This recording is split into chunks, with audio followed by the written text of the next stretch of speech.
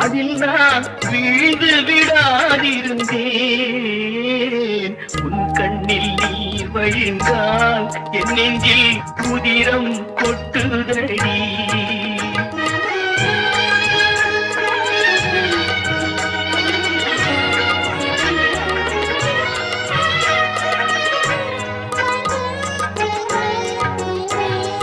முள்ளில் படுக்கையிட்டு இமையை மூடவிடாதிருக்கும் பிள்ளை குலமடியோ என்னை பேதமை செய்ததடி.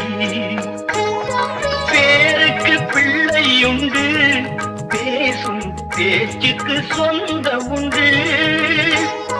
பேருக்கு பிள்ளையுண்டு, பேசும் பேச்சுக்கு சொந்தம் உண்டு.